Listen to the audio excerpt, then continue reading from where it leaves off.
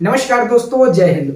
सरकारी जमीन पर हम कैसे कब्जा करें, सरकारी जमीन को हम अपने नाम पर कैसे कर सकते हैं, सरकारी जमीन से रिलेटेड हम प्रतिकूल कब्जे का केस कैसे फाइल कर सकते हैं, किसी सरकारी जमीन पर अगर हम रह रहे हैं तो उसे अपने नाम पर कैसे कर सकते हैं, गवर्नमेंट से सरकारी जमीन के पट्टे की मांग कैसे कर सकते हैं। इन सारी चीजों से मेरे वीडियोस पर कमेंट सेक्शन पर बहुत ज्यादा कमेंट्स आ चुके हैं। मैंने ये सोचा कि अभी सुप्रीम कोर्ट की नई गाइडलाइंस आई हुई हैं लेटेस्ट में ही कि आप गवर्नमेंट प्रॉपर्टी पर प्रतिकूल कब्जे के लिए क्या दावा कर सकते हैं, और अगर दावा कर सकते हैं तो आपको सरकारी जमीन कैसे दी जाएगी, कैसे आपको सरकारी जमीन का मालिक बनाया जाएगा, किस प्रकार से आप एडवर्स पोजीशन के लिए मांग कर सकते हैं, केस कर सकते हैं, और अगर कर सकते हैं तो कैसे कर सकते हैं, नहीं कर सकते हैं तो क्यों नहीं कर सकते हैं।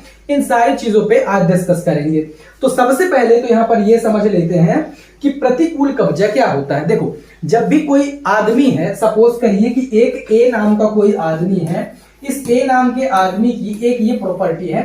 इस प्रॉपर्टी पर अगर कोई आदमी कुछ दिन से रह रहा है, सपोज करिए कि बी यहां पर कंटिन्यू 12 साल से रह रहा है या फिर 10 साल से रह रहा है। अब इसने प्रॉपर्टी लिमिटेशन एक्ट 1963 के अनुसार जो प्रतिकूल कब्जा यानी कि उस प्रॉपर्टी ओनर का नाम हटा के और उसकी जगह पर अपने आप को ओनर बनाने के लिए दावा करना, इस बात की पूरी कंडीशन सेटिस्फाई कर चुका है तो ये अप्लाई कर सकता है, केस कर सकता है कोर्ट में कि भाई मुझे प्रतिकूल कब्जा दिया जाए। तो यहां पर बी का नाम हटा के, सॉरी ए का नाम हटा के और बी के नाम पर प्रॉपर्टी कर दी जाती है। इसे कहा जाता है प्रतिकूल कब्जा।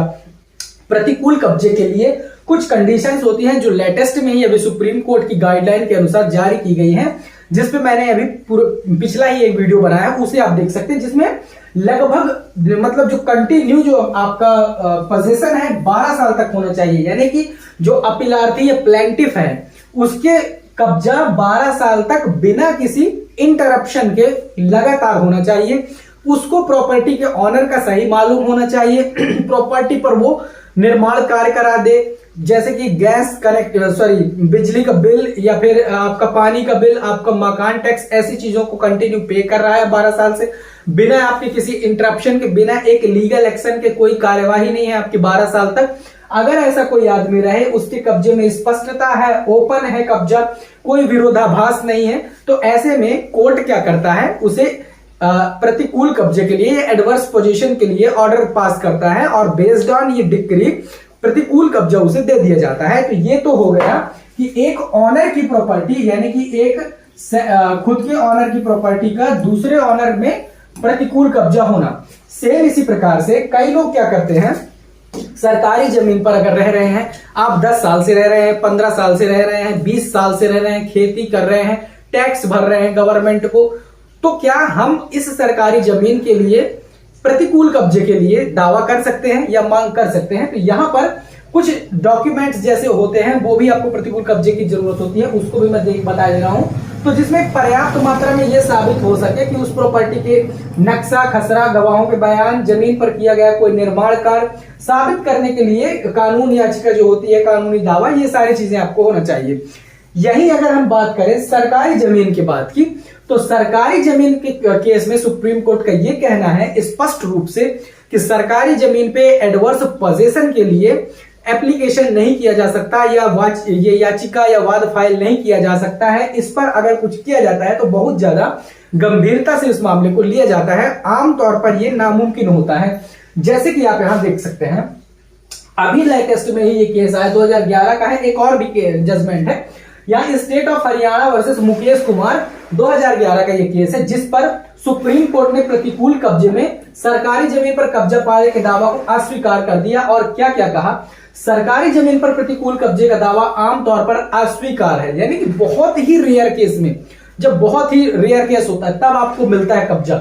लेकिन यहां पर एक तरीके से आप पा सकते हैं, बताता हूं कैसे। सरकारी जमीन पर किसी भी प्रकार के कब्जे को कानूनी अनुमति के बिना वैध नहीं माना जा सकता है। तीसरा, अदालत को इस प्रकार के दावों को सावधानी पूर्वक और कठोरता से जांचने की जरूरत होती है। इस फैसले के प्रमुख बिंदु निष्कर्ष निकलकर अगर आए तो प्रतिकूल कब्जा दावा करना कठिन और जटिल होता है। लगभग ये नामुमकिन है कि आप सरकारी जमीन के लिए प्रतिकूल कब्जे का दावा कर दें। लेकिन आपको अगर दावा करना है, आपको अगर पट्टा चाहिए सरकारी जमीन के लिए, यहाँ पर कुछ और भी दिए हुए हैं, केसेस जजमेंट दिए हुए हैं, गवर्नमेंट केरला वर्सेस जोसेफ का एक ये केस था, इसमें भी जो जोसेफ था वो लगभग 30 साल से यहाँ पर प्रॉपर्टी पे काबिज था, इसके बाद भी जो प्रॉपर्टी पे अवैध प्रतिकूल कब्जे का केस है उसे नहीं दिया गया, उसे भूमि पर अधिकार नहीं दिया गया। इसी प्रकार से यहाँ पर Krishnalal versus Union of India का बहुत सारे ये जजमेंट्स जो है मैं नीचे डिस्क्रिप्शन में दे दूंगा, आप पढ़ सकते हैं। तो ओवरऑल मोटा मोटा इन कंक्लूजन आप पढ़ सकते हैं, in conclusion adverse position can not be claim against the government land in India. तो सरकारी जमीन पर एडवर्स पोजीशन के लिए आप क्लेम नहीं कर सकते, लेकिन अगर आप प्रॉपर्टी पर रह रहे हैं तो भैया हमको प्रॉपर्टी का पट्टा मिल सकता है। पट्टे का मतलब क्या होता है कि चलो भाई ये पट्टा हमको बट गया, उस पट्टे के लिए आप एप्लीकेशन कर सकते हैं अपने स्टेट की वेबसाइट पर जाकर। जैसे मैं बात करूं कि मध्य प्रदेश का, तो मध्य प्रदेश का आप आरसीएमएस की वेबसाइट पर जाकर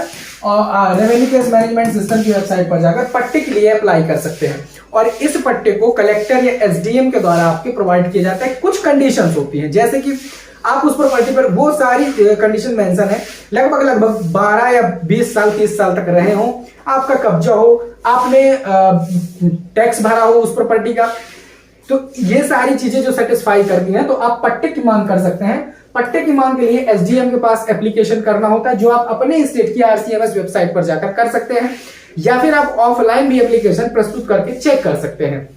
इस प्रकार से आप सरकारी जमीन को अपने नाम पर करने के लिए पट्टे का यूज कर सकते हैं कि पट्टे के लिए आप अप्लाई कर दें। अगर आपकी कंडीशंस फुलफिलमेंट या सेटिस्फाइड होती हैं तो जाकर आपको पट्टा प्रोवाइड करा दिया जाता है, अगर नहीं होती है तो एक लाइन पर खारिज कर दिया जाता है, फिर आप कोर्ट का सहारा लेंगे तो भी आपको नहीं मिलेगा।